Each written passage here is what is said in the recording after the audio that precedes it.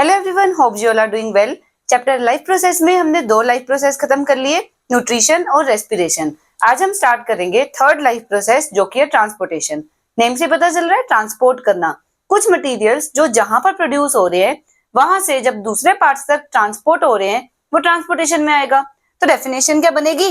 It is the process by which a substance is transported from one part two another. एक part से दूसरे part तक जब जो मटेरियल है वो ट्रांसपोर्ट हो रहे हैं from one part two another, और जहां से पर प्रोड्यूस हो रहे हैं वो वाली साइट होगी साइट ऑफ प्रोडक्शन, वहां से जाएंगे बाकी साइट्स पर। जैसे लीव्स में फूड प्रोड्यूस हो रहा है वो बाकी पार्ट्स तक जा रहा है, रूट्स ने वाटर को अब्सॉर्ब किया, वाटर बाकी पार्ट्स तक जा रहे हैं, तो ये ट्रांसपोर्टेशन में आता है। ट्रांसपोर्टेशन में हम 2 पार्ट्स पढ़ेंगे, transportation in plants, transportation in animals. तो सबसे पहले ट्रांसपोर्टेशन इन प्लांट्स। प्लांट्स ने क्या क्या ट्रांसपोर्ट करना है? एक तो जो रूट्स वाटर और मिनरल एब्सॉर्ब कर रही है वो ट्रांसपोर्ट करना है, और दूसरा जो लीव्स फूड प्रोड्यूस कर रहे हैं वो ट्रांसपोर्ट करना है। तो ट्रांसपोर्टेशन इन प्लांट्स के लिए कुछ टिश्यूज होते हैं, tissues present in plant which help the transport of material from one part two another. कुछ ऐसे टिश्यूज प्रेजेंट है जो सब्सटेंसेस को एक जगह से दूसरी जगह लेकर जा रहे हैं। इन टिश्यूज को कंडक्टिव टिश्यूज बोलते हैं। अब ये जो कंडक्टिव टिश्यूज हैं वो प्लांट्स में 2 टाइप के हैं। कॉम्प्लेक्स टिश्यूज होते हैं ये, जाइलम और फ्लोएम। ये आपने 9th क्लास में किया हुआ है। Xylem that carry water and minerals, xylem water और मिनरल को कैरी करते हैं, फ्लोएम फूड को कैरी करते हैं। ये याद रखना, जाइलम ने क्या ट्रांसपोर्ट करना है? Water and minerals. फ्लोएम ने क्या ट्रांसपोर्ट करना है? फूड। अब जो जाइलम है, जाइलम और फ्लोएम दोनों के दोनों कॉम्प्लेक्स टिश्यूज हैं, तो ये more than 1 type of cells के बने हुए हैं। जाइलम फर्दर 4 कंपोनेंट्स का बना हुआ है, फ्लोएम 5 कंपोनेंट्स का बना हुआ है। तो इनके नेम देख लेते हैं। जाइलम के कंपोनेंट्स है tracheid, xylem vessel, xylem parenchyma, xylem fibre. इसमें से जो 2 अंडरलाइन है ना, ये कंडक्टिंग है, मतलब जिनके थ्रू मेन सब्सटेंसेस ट्रांसपोर्ट हो रही है। तो कंडक्टिंग एलिमेंट्स कौन से हैं? जाइलम में ट्रैकियार्ड्स और जाइलम वेसल। फ्लोएम के 5 कंपोनेंट है, sieve tube, companion cell, phloem fibre, sieve cell, phloem parenchyma. Learn कैसे करो? ये फ्लोएम वाले इकट्ठे कर लो। फ्लोएम फाइबर, फ्लोएम पैरेन्काइमा, वो जाइलम में भी है, जाइलम फाइबर, जाइलम पैरेन्काइमा। इसके अलावा 2 तरह के सेल है, कंपेनियन सेल, सीव सेल, एक बच गया सीव ट्यूब। तो ऐसे पेयर बनाकर लर्न करोगे, इजीली लर्न हो जाएगा। इसमें जो कंडक्टिंग एलिमेंट है वो सीव ट्यूब है।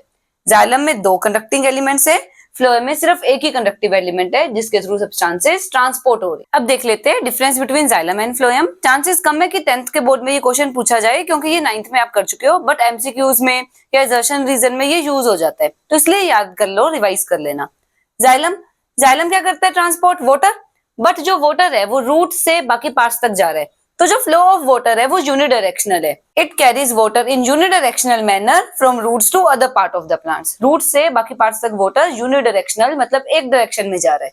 फ्लोएम बाई डायरेक्शनली फूड को कैरी करता है फ्रॉम लीव्स से स्टोरेज पार्ट्स तक, स्टोरेज पार्ट्स से बाकी पार्ट्स तक, जहां पर भी फूड की रिक्वायरमेंट है, फूड को बाई डायरेक्शनली ट्रांसपोर्ट करते हैं। जाइलम के सिर्फ एक ही कंपोनेंट लिविंग है, सिर्फ जाइलम पैरेन्काइमा लिविंग है।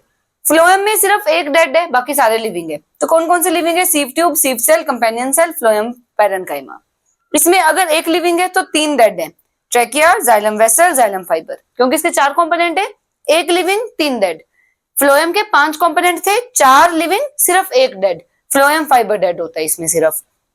जो जाइलम है, जाइलम के कंडक्टिंग एलिमेंट कौन कौन से हैं जो मैंने अंडरलाइन किए थे? ट्रैकियार्ड और वेसल्स। फ्लोएम के सिर्फ एक ही कंडक्टिंग एलिमेंट है, सीव ट्यूब्स। तो ये डिफरेंस याद कर लेना, इससे आपको जाइलम फ्लोएम में कोई दिक्कत नहीं आएगी। अब हमने 2 टॉपिक और स्टडी करने हैं, एक असेंट ऑफ सैप और दूसरा ट्रांसलोकेशन। असेंट ऑफ सैप मतलब जो वाटर है उसका रूट से हाइट तक जाना, तो the upward movement of water and minerals from root to different part of plant, उसको असेंट ऑफ सैप बोलते हैं। असेंट मतलब चढ़ना, ऊपर की तरफ चढ़ना, डिसेंट नीचे उतरना, असेंट ऊपर की तरफ चढ़ना। तो जो लिक्विड है वो प्लांट्स में कैसे ऊपर की तरफ चढ़ता है, वो असेंट ऑफ सैप है, और ये टोटल 4 स्टेप्स में होते हैं।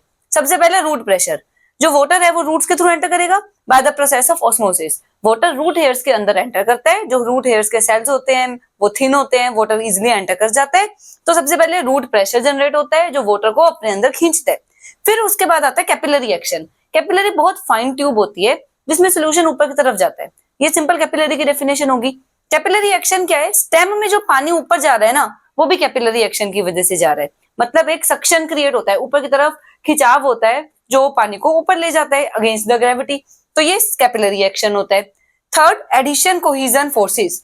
2 तरह के फोर्सेस हैं, एडिशन और कोहिजन। इनमें बहुत एक क्या डिफरेंस है, जो एडिशन है, adhesion is force between different molecules, different type के मॉलिक्यूल्स के बीच में जो फोर्स है वो एडिशन है। Cohesion is the force between same molecule. जब वाटर मॉलिक्यूल एक वाटर मॉलिक्यूल को खींच रहे, बहुत सारे वाटर मॉलिक्यूल लाइन में लगे हुए हैं, जो आगे लगा हुआ है वो अपने पीछे वाले लगे हुए वाटर मॉलिक्यूल को ऊपर की तरफ खींच रहे हैं, तो वाटर वाटर को खींच रहे, तो ये कौन सा फोर्स हुआ, कोहिजन, क्योंकि ये सेम मॉलिक्यूल में है। अगर सेल्स वाटर को खींच रहे हैं तो डिफरेंट मॉलिक्यूल्स के बीच में हो गया, तो ये एडिशन है। तो एडिशन और कोहिजन ये दो फोर्सेस मिलकर पानी को ऊपर की तरफ खींचते हैं। So water molecules make a continuous column, एक पूरी लाइन बना लेते हैं water molecule because of cohesion and adhesion, और ऊपर की तरफ जाते रहते हैं। अब हमें पता है जो प्लांट्स है, प्लांट्स के लीव्स में स्टोमेटा है, स्टोमेटा में से एक्सेस ऑफ वाटर निकल रहा है।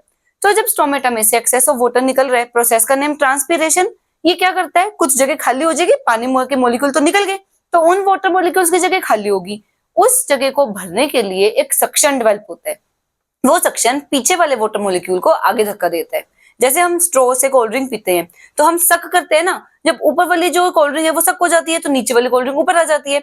तो इसी तरीके से जब ऊपर वाले वाटर मॉलिक्यूल ट्रांसपीरेशन की वजह से निकल गए तो नीचे वाले वाटर मॉलिक्यूल्स ऊपर आ गए। इसको बोलते हैं transpiration pull. The loss of water through stomata, जब स्टोमेटा में से पानी निकल रहा है उस प्रोसेस को ट्रांसपीरेशन बोलते हैं। करता क्या ट्रांसपीरेशन, एक सक्शन बना देता है, इस सक्शन को हम ट्रांसपीरेशन पुल बोलते हैं, जो रिस्पॉन्सिबल है वाटर को इतनी हाइट तक ले जाने के लिए, जितना बड़ा मर्जी ट्री हो उसके सबसे ऊपर वाली हाइट तक पानी पहुंचाने के लिए ट्रांसपीरेशन पुल रिस्पॉन्सिबल है। अब एक टर्म और, यहां तक तो हमने कर लिया वाटर का ट्रांसपोर्ट, फूड भी तो ट्रांसपोर्ट हो रहा है ना।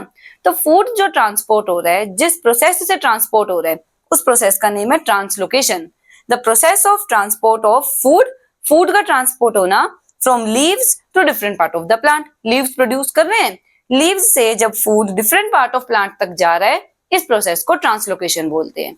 अब यहां तक हमने ट्रांसपोर्टेशन इन प्लांट्स कर लिया। नेक्स्ट लेक्चर में हम स्टार्ट करेंगे ट्रांसपोर्टेशन इन एनिमल्स।